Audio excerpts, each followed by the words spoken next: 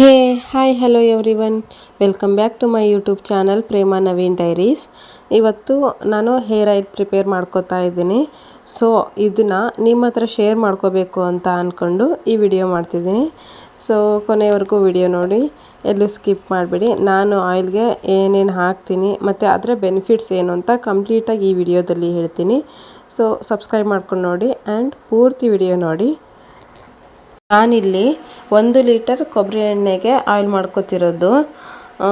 ಮೊದಲಿಲ್ಲಿ ದಾಸವಾಳ ಮತ್ತು ಈರುಳ್ಳಿ, ನೆಲ್ಲಿಕಾಯಿ, ಕರಿಬೇವು, ಮೆಂತ್ಯಕಾಳು, ಲವಂಗ ಮತ್ತು ಕಲೋಂಜಿ ಸೀಡ್ಸು, ರೋಸ್ಮರಿ ಲೀವ್ಸು ಮತ್ತು ಅಲೋವೆರಾ ಇಷ್ಟು. ಮತ್ತು ಎಣ್ಣೆ ಆಯಿಲ್ ಅಂತ ಬಂದರೆ ಕೊಬ್ಬರಿ ಎಣ್ಣೆ, ಹರಳೆಣ್ಣೆ, ಬಾದಾಮಿ ಎಣ್ಣೆ ಮತ್ತು ಎಳ್ಳೆಣ್ಣೆನ ನಾನು ಬಳಸ್ಕೊತಾ ಇದ್ದೀನಿ. ಬನ್ನಿ ಇವಾಗ ಆಯಿಲ್ ಪ್ರಿಪೇರ್ ಮಾಡೋಣ. ನಾನು ಫಸ್ಟ್ ಇಲ್ಲಿ ಈರುಳ್ಳಿನ ಸಣ್ಣದಾಗಿ ಕಟ್ ಮಾಡ್ಕೊತಾ ಇದ್ದೀನಿ. ಮತ್ತು ನಾನು ಆ ಸಿಪ್ಪೆನ ಎಸೆಯೋದಿಲ್ಲ, ಸಿಪ್ಪೆ ಸಮೇತನೇ ಆಯಿಲಿಗೆ ಯೂಸ್ ಮಾಡ್ತೀನಿ. ಯಾಕೆಂದರೆ ಸಿಪ್ಪೆಯಲ್ಲೂ ಸಹ ಏನೋ ಪೋಷಕಾಂಶಗಳು ಇರುತ್ತೆ ಅಂಥೇಳಿ. ನಾವು ಈರುಳ್ಳಿನ ಬಳಸೋದ್ರಿಂದ ಇದು ಹೇರ್ ಫಾಲ್ನ ತುಂಬ ರಿಡ್ಯೂಸ್ ಮಾಡುತ್ತೆ ಮತ್ತು ಹೇರ್ಸ್ ರೂಟ್ನ ಇದು ಸ್ಟ್ರೆಂತ್ ಮಾಡುತ್ತೆ ಈರುಳ್ಳಿ. ಅಷ್ಟೇ ಅಲ್ಲ, ಕೂದಲು ತುಂಬ ಲಾಂಗಾಗಿ ಬೆಳೆಯೋದಕ್ಕೂ ಸಹ ಸಹಾಯ ಮಾಡುತ್ತೆ. ಅಂದರೆ ಗ್ರೋತ್ಗೆ ಇದು ಈರುಳ್ಳಿ ತುಂಬ ಸಹಾಯ ಮಾಡ್ತೈತೆ. ನೆಕ್ಸ್ಟ್ ನಾನಿಲ್ಲಿ ನೆಲ್ಲಿಕಾಯಿನ ತುರ್ಕೊಂಡು ಹಾಕೋತಿದ್ದೀನಿ. ನೆಲ್ಲಿಕಾಯಿನೂ ಅಷ್ಟೇ, ಇದರಲ್ಲಿ ವಿಟಮಿನ್ ಸಿ ತುಂಬ ಇರೋದ್ರಿಂದ ಹೇರ್ಸು ತುಂಬ ಥಿಕ್ ಆ್ಯಂಡ್ ಹೆಲ್ದಿಯಾಗಿ ಬೆಳೆಯೋದಕ್ಕೆ ಹೆಲ್ಪ್ ಆಗುತ್ತಿದ್ದು. ಅಷ್ಟೇ ಅಲ್ಲ, ಪ್ರೀಮೆಚ್ಯೂರ್ ಗ್ರೇ ಹೇರ್ಸ್ ಇರುತ್ತಲ್ಲ, ಅದನ್ನು ರೆಡ್ಯೂಸ್ ಮಾಡುತ್ತೆ ಇದು ನೆಲ್ಲಿಕಾಯಿ. ಇದಂತೂ ತುಂಬ ಯೂಸ್ ಇದೆ ನಮ್ಮ ಹೇರ್ಸಿಗೆಲ್ಲ. ಕೆಂಪು ದಾಸವಾಳದ ಎಲೆಗಳು, ಕೆಂಪು ದಾಸವಾಳ, ಇದು ಇಷ್ಟು ಕೊಕೊನಟ್ ಆಯಿಲು, ಇದು ಆಲ್ಮಂಡ್ ಆಯಿಲು. ಜಾಸ್ತಿ ಬೇಕಾಗಿತ್ತು ಬಟ್ ನಮ್ಮ ಮನೇಲಿ ಇರಲಿಲ್ಲ, ಸ್ವಲ್ಪನೇ ಇತ್ತು, ಸೊ ಇಷ್ಟೇ ಹಾಕ್ತೀನಿ. ಇದು ಮೆಂತ್ಯಕಾಳು ಮತ್ತು ಒಂದು ಸ್ವಲ್ಪ ಲವಂಗ. ಇದು ಕ್ಯಾಸ್ಟರ್ ಆಯಿಲು, ಇದು ಜಾಸ್ತಿ ಇರಬೇಕಿತ್ತು, ಸ್ವಲ್ಪ ಇರೋದಕ್ಕೆ ಇರೋವಷ್ಟೇ ಹಾಕ್ತಿದ್ದೀನಿ. ಇದು ಎಳ್ಳೆಣ್ಣೆ ಮತ್ತು ರೋಸ್ಮರಿ ಲೀವ್ಸು ಮತ್ತು ಕರಿಬೇವು. ಇದು ಬೇವಿನ ಸೊಪ್ಪು. ಬೇವಿನ ಸೊಪ್ಪು ಏನಕ್ಕಂದರೆ ಸ್ವಲ್ಪ ಏನಾರ ತಲೆಯಲ್ಲಿ ಇಚ್ಚಿಂಗ್ ಇದ್ದರೆ ಎಲ್ಲ ಸರಿ ಮಾಡುತ್ತೆ ಅಂತ. ಮತ್ತು ಅಲೋವೆರಾ ಸ್ವಲ್ಪ. ಇದು ಆಮ್ಲ, ನೆಲ್ಲಿಕಾಯಿ ತುರಿದಿಟ್ಕೊಂಡಿರೋದು. ಸೊ ಇದೊಂದು ಹೇಳಲಿಲ್ಲ, ಇದು ಕಲೋಂಜಿ ಸೀಡ್ಸ್ ಅಂತ. ಹೇರ್ಸ್ ತುಂಬ ಚೆನ್ನಾಗುತ್ತೆ ಇದು ಬಳಸೋದ್ರಿಂದ. ಇಷ್ಟು ಇಂಗ್ರೀಡಿಯೆಂಟ್ಸ್. ಇವಾಗ ಮಾಡೋಣ. ಮೊದಲು ಇಲ್ಲಿ ನಾನು ಒಂದು ಪಾತ್ರೆಗೆ ಕೊಬ್ಬರಿ ಎಣ್ಣೆನ ಹಾಕೋತಿದ್ದೀನಿ. ಈ ಕೊಬ್ಬರಿ ಎಣ್ಣೆ ಗಾಣದಿಂದನೇ ತೊಗೊಂಬಂದಿರೋದು, ನಾವೇ ಕೊಬ್ಬರಿ ಕೊಟ್ಟು ಮಾಡಿಸಿರೋದು. ಎಣ್ಣೆ ಕಾಸೋಕೆ ಇಟ್ಟಿದ್ದೀನಿ. ಇವಾಗ ಫಸ್ಟು ಮೆಂತ್ಯಕಾಳು ಮತ್ತು ಲವಂಗ ಹಾಕ್ಕೊಂಡಿದ್ದೀನಿ.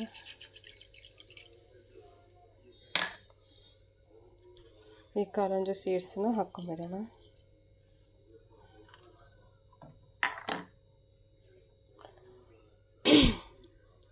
ಲೋ ಫ್ಲೇಮಲ್ಲಿ ಇಟ್ಟಿದ್ದೀನಿ ನಾನು ಇವಾಗ ಎಣ್ಣೆನ. ಸಾಸಿವೆ ಎಲೆ ಹಾಕಿದ್ದೀನಿ ಇವಾಗ ನೆಕ್ಸ್ಟು ಬೇವಿನ ಸೊಪ್ಪು,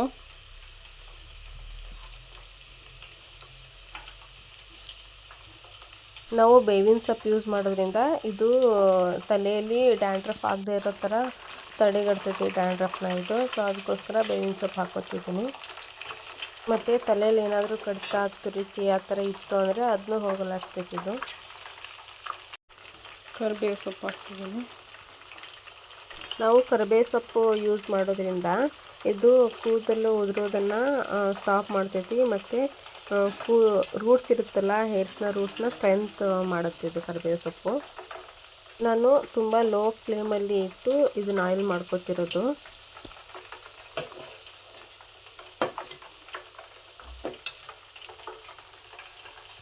ಇವಾಗ ರೋಸ್ಮರಿ ಲೀವ್ಸ್ ಹಾಕ್ತಿದ್ದೀನಿ. ರೋಸ್ಮರಿ ಲೀವ್ಸ್ದಂತೂ ಯೂಸಸ್ ತುಂಬ ಇದೆ. ನನಗಂತೂ ಪರ್ಸ್ನಲಿ ತುಂಬ ಫೇವ್ರೇಟ್ ಇದು. ಇದು ಹೇರ್ ಗ್ರೋತ್ ಆಗಲಿಕ್ಕೆ ತುಂಬ ಸಹಾಯ ಮಾಡ್ತೈತಿ ಮತ್ತು ಸ್ಕ್ಯಾಲ್ಪಲ್ಲಿ ಬ್ಲಡ್ ಸರ್ಕ್ಯುಲೇಷನ್ ಆಗೋ ಥರ ನೋಡ್ಕೊಳ್ತೈತಿ. ಸೊ ಅದರಿಂದ ಹೇರ್ಸ್ ಸ್ಟ್ರಾಂಗ್ ಕೂಡ ಆಗುತ್ತೆ ಮತ್ತು ಹೇರ್ಸ್ ಗ್ರೋತ್ ಕೂಡ ಆಗ್ತೈತಿ. ರೋಸ್ಮರಿ ಲೀವ್ಸ್ ಅಂತೂ ತುಂಬ ಚೆನ್ನಾಗಿ ವರ್ಕ್ ಮಾಡ್ತೈತಿ ಅಂತ ಹೇಳ್ಬೋದು ನಮ್ಮ ಹೇರ್ಸ್ಗೆ. ನಾನು ರೋಸ್ಮರಿ ಲೀವ್ಸ್ದು ಸ್ಯಾರಮ್ ಕೂಡ ಮಾಡ್ಕೊಂಡು ಅದನ್ನು ಸ್ಪ್ರೇ ಮಾಡ್ಕೊತೀನಿ. ನನಗಂತೂ ತುಂಬ ಒಳ್ಳೆ ರಿಸಲ್ಟ್ ಕೊಟ್ಟಿದೆ. ತುಂಬ ಲಾಂಗಾಗಿ ಹೇರ್ಸ್ ಬೆಳೆದಿತ್ತು. ತುಂಬ ಅಂದರೆ ತುಂಬ ಸಹಾಯ ಆಗಿದೆ. ಮತ್ತು ನಾನು ಬೇರೆಯವ್ರಿಗೂ ಸಹ ರೋಸ್ಮರಿ ಸೆರಮ್ದು ಹೇಳಿದ್ದೀನಿ, ಅವ್ರಿಗೂ ಕೂಡ ವರ್ಕ್ ಆಗಿದೆ ಅಂತ ಕೇಳಿದ್ದೀನಿ. ತುಂಬ ಲೋ ಫ್ಲೇಮಲ್ಲೇ ಇಟ್ಕೋಬೇಕು ಇದನ್ನು. ಹಾಗಿದ್ರೆ ಅದ್ರದ್ದು ಪೂರ್ತಿ ಏನು ಅಂಶ ಇರುತ್ತಲ್ಲ ಅದೆಲ್ಲ ಚೆನ್ನಾಗಿ ಬಿಟ್ಕೊಡುತ್ತೆ ಎಣ್ಣೆಯಲ್ಲಿ. ಹಾಗಾಗಿ ತುಂಬ ಲೋ ಫ್ಲೇಮಲ್ಲಿ ಇಟ್ಕೋಬೇಕು. ಇವಾಗ ಅಲೋವೆರಾ ಹಾಕ್ತಿದ್ದೀನಿ. ನಾವು ಅಲೋವೆರಾ ಯೂಸ್ ಮಾಡೋದ್ರಿಂದ ಇದು ಸ್ಕ್ಯಾಲ್ಪ್ಗೆ ಮಾಯ್ಶ್ಚರೈಸರ್ ರೀತಿ ವರ್ಕ್ ಮಾಡುತ್ತೆ. ನಮ್ಮ ಸ್ಕಿನ್ ಹೇಗೆ ಮಾಯ್ಶ್ಚರೈಸರ್ ಹಾಕಿದರೆ ಬೆಟರ್ ಆಗುತ್ತೋ ಅದೇ ರೀತಿ ಸ್ಕ್ಯಾಲ್ಪ್ ಕೂಡ ಬೆಟರ್ ಆಗಿರುತ್ತೆ ಅಲೋವೆರಾ ಯೂಸ್ ಮಾಡೋದ್ರಿಂದ. ನೆಕ್ಸ್ಟ್ ಇಲ್ಲಿ ಈರುಳ್ಳಿ ಸಿಪ್ಪೆ ಜೊತೆಗೆ ಈರುಳ್ಳಿನೂ ಹಾಕ್ತಾಯಿದ್ದೀನಿ.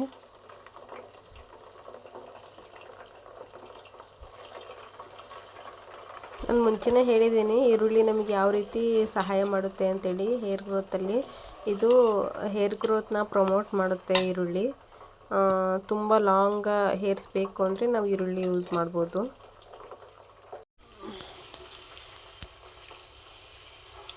ನೆಕ್ಸ್ಟ್ ನಾನು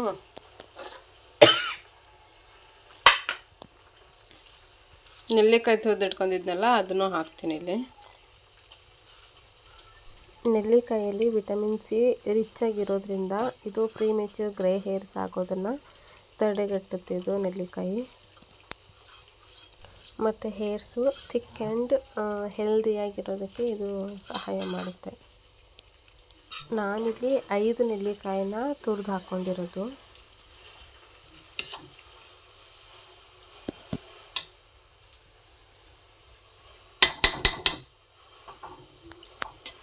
ಇದು 1 ಲೀಟ್ರ್ ನಾನು ಎಣ್ಣೆ ಹಾಕಿದರೆ ಇವಾಗ ಇದೊಂದು 1/2 ಲೀಟ್ರ್ ಅಷ್ಟೇ ನನಗೆ ಸಿಗೋದು.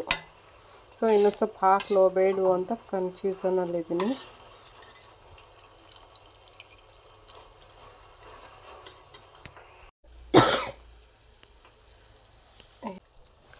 ನೆಕ್ಸ್ಟು ನಾನಿಲ್ಲಿ ದಾಸವಾಳ ಹೂವು ಹಾಕ್ತಾಯಿದ್ದೀನಿ. ಅಂದರೆ ಕೆಂಪು ದಾಸವಾಳ ಹೂವನ್ನ ಹಾಕ್ತಾಯಿದ್ದೀನಿ.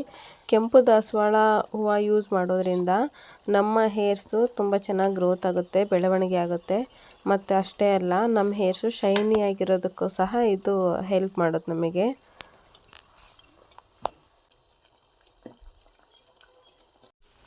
ಆಲ್ರೆಡಿ ಇದು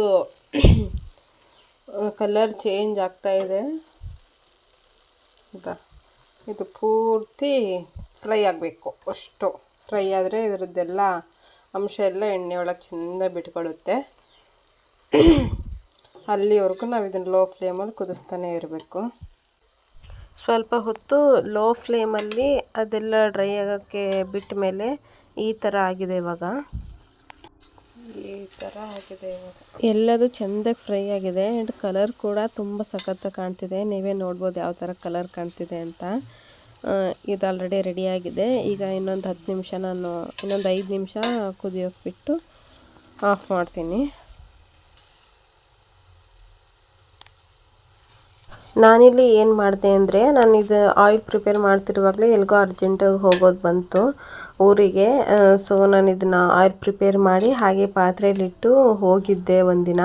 ನೆಕ್ಸ್ಟ್ ಡೇ ಬಂದು ನಾನು ಅದನ್ನು ಸೋಸ್ಕೊತಿರೋದು. ಇದನ್ನು ಒಂದು ತೆಳು ಬಟ್ಟೆ ಅಥವಾ ಅನ್ನ ಬಸಿಯೋದಿರುತ್ತಲ್ಲ ಅದರಲ್ಲಿ ಸೋಸ್ಕೊಬೋದು. ನಾನು ಇದೊಂದು ತೆಳು ಬಟ್ಟೆ ಯೂಸ್ ಮಾಡ್ಕೊಂಡು ಸೋಸ್ಕೊಂಡಿರೋದು. ಈ ಥರ ಬಂದಿದೆ ಆಯಿಲು. ನೆಕ್ಸ್ಟ್ ನಾನು ಎಲ್ಲ ಎಣ್ಣೆನೂ ಈ ಬಾಕ್ಸಿಗೆ ಹಾಕ್ಕೋತಿದ್ದೀನಿ. ಸೊ ಇಷ್ಟು ಬಂದಿದೆ ಆಯಿಲು. ಅಂದರೆ ಒಂದು ಅರ್ಧ ಬಂದಿದೆ. 1 ಲೀಟ್ರ್ ಕೊಬ್ಬರಿ ಎಣ್ಣೆ ಮತ್ತು ನಾನು ಹರಳೆಣ್ಣೆ, ಎಳ್ಳೆಣ್ಣೆ ಎಲ್ಲ ಯೂಸ್ ಮಾಡಿದ್ನಲ್ಲ ಅದೆಲ್ಲ ಸೇರಿ ಇಷ್ಟೊಂದು 3/4 ಭಾಗದಷ್ಟು ಎಣ್ಣೆ ಬಂದಿದೆ. ಮತ್ತು ಇದಕ್ಕೆ ನಾನು ಇವಾಗ 2 ವಿಟಮಿನ್ ಇ ಟ್ಯಾಬ್ಲೆಟ್ ಕೂಡ ಹಾಕ್ತಿದ್ದೀನಿ. 2 ಅಥವಾ 3 ಹಾಕ್ಕೊಬೋದು.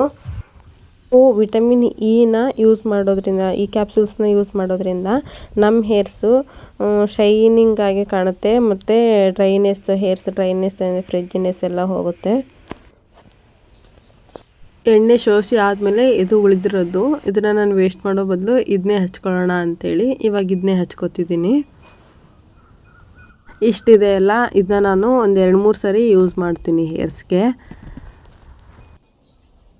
ನಾವು ಕೂದಲಿಗೆ ಆಯಿಲ್ ಹಚ್ಚೋದು ಎಷ್ಟು ಇಂಪಾರ್ಟೆಂಟೋ ಅಷ್ಟೇ ಆಯಿಲ್ ಹಚ್ಚಿ ಆದಮೇಲೆ ಮಸಾಜ್ ಮಾಡೋದು ಕೂಡ ತುಂಬ ಇಂಪಾರ್ಟೆಂಟು.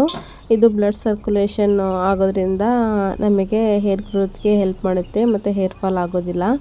ಅಟ್ಲೀಸ್ಟ್ ಒಂದು 5 to 10 ಮಿನಿಟ್ಸ್ ಆದರೂ ನಾವು ಆಯಿಲ್ ಹಚ್ಚಿದ ಮೇಲೆ ಮಸಾಜ್ ಮಾಡಬೇಕು. ಆಯಿಲ್ ಅಂತ ಅಲ್ಲ, ಏನು ಹಚ್ಚಿದ್ರು ಸಹ, ಏನಾದರೂ ಒಂದು ಸ್ಪ್ರೇ ಮಾಡ್ಕೊಂಡು ಆ್ಯಕ್ಚುಲಿ ನನ್ನ ಹೇರ್ಸ್ ತುಂಬ ಮಸಾಜ್ ಮಾಡೋದು ತುಂಬ ಬಟ್ ಇಂಪಾರ್ಟೆಂಟ್. ನಾನು ರೀಸೆಂಟಾಗಿ ಕಟ್ ಮಾಡಿಸಿದೆ. ಸೊ ಇವಾಗ ಲಾಂಗ್ ಹೇರ್ಸ್ ಬೇಕು ಅಂತ ಅನ್ನಿಸ್ತಿದೆ. ನಂಗೆ ಲಾಂಗ್ ಹೇರ್ಸೇ ಇಷ್ಟ, ಬಟ್ ಕಟ್ ಮಾಡಿಸಿದ್ರಿಂದ ಇವಾಗ ಮತ್ತೆ ಉದ್ದ ಕೂದಲು ಬೆಳೆಸ್ಬೇಕು ಅಂತ ಅಂದ್ಕೊಂಡಿದ್ದೀನಿ. ಸೊ ಅದಕ್ಕೆ ಇಷ್ಟೆಲ್ಲ ಟ್ರೈ ಮಾಡ್ತಾ ಇದ್ದೀನಿ. ನೋಡೋಣ ಹೇಗೆ ಬೆಳೆಯುತ್ತೆ ಅಂತ. ನನ್ನ ಹೇರ್ಸು SLC ಓದ್ತಿರುವಾಗೆಲ್ಲ ತುಂಬ ಚೆನ್ನಾಗಿತ್ತು, ಬಟ್ PUC ಅನ್ನೋಷ್ಟೊತ್ತಿಗೆ ತುಂಬ ಹಾಳಾಗೋಯಿತು. ಆ್ಯಂಡ್ ಮದುವೆ ಆದಮೇಲೂ ಸಹ ತುಂಬ ಹಾಳಾಗೋಯಿತು. ಆಮೇಲೆ ನಾನು ಈ ಥರ ಆಯಿಲು ಮತ್ತು ರೋಸ್ಮೆರಿದು ಸ್ಪ್ರೇ ಎಲ್ಲ ಮಾಡಿಕೊಂಡು ತುಂಬ ಚೆನ್ನಾಗಿ ಬೆಳೆಸ್ಕೊಂಡೆ ಹೇರ್ಸ್ನ. ಮತ್ತು ರೀಸೆಂಟಾಗಿ ಟೈಮ್ಸ್ನಲ್ಲಿ ಅಂದರೆ ಒಂದು 6 ತಿಂಗಳಾಯಿತು ಫುಲ್ಲು ನೆಗ್ಲೆಕ್ಟ್. ಎಣ್ಣೆ ಸಹಿತ ಹಚ್ತಾ ಇರಲಿಲ್ಲ. ಈ ಎಣ್ಣೆ ಎಲ್ಲ ನಾರ್ಮಲ್ ಎಣ್ಣೆನೂ ಸಹ ಹಚ್ತಾ ಇರಲಿಲ್ಲ. ಸೊ ಅಷ್ಟು ನೆಗ್ಲೆಕ್ಟ್ ಮಾಡ್ಕೊಂಡು ಹೇರ್ಸ್ನ ತುಂಬ ಹಾಳು ಮಾಡ್ಕೊಂಡಿದ್ದೀನಿ. ಇವಾಗ ಕಟ್ ಮಾಡಿಸಿದ್ದೀನಲ್ಲ, ಇವಾಗ ಮತ್ತೆ ಲಾಂಗ್ ಹೇರ್ಸ್ ಬೇಕು ಅಂತ ಅನಿಸುತ್ತೆ. ಸೊ ಅದಕ್ಕಾಗಿ ಇವನ್ನೆಲ್ಲ ಪ್ರಿಪೇರ್ ಮಾಡ್ಕೊಂಡಿದ್ದೀನಿ. ಇಷ್ಟು ನನ್ನ ಹೇರ್ಸ್ನ ಕತೆ. ಸೊ ಇಲ್ಲಿಗೆ ಈ ಲಾಗ್ನ ಮುಗಿಸ್ತೀನಿ. Thank you for watching. ಈ ವಿಡಿಯೋ ಇಷ್ಟ ಆಗಿದ್ದರೆ ಲೈಕ್ ಮಾಡಿ, ಶೇರ್ ಮಾಡಿ ಆ್ಯಂಡ್ ಕಮೆಂಟ್ ಮಾಡಿ, ಸಬ್ಸ್ಕ್ರೈಬ್ ಮಾಡಿಕೊಂಡು ವಿಡಿಯೋ ನೋಡಿ. Thank you all. Thank you for watching. Next ಲಾಗಲ್ಲಿ ಸಿಗ್ತೀನಿ. ಅಲ್ಲಿವರೆಗೂ ಬಾಯ್, ಟೇಕ್ ಕೇರ್.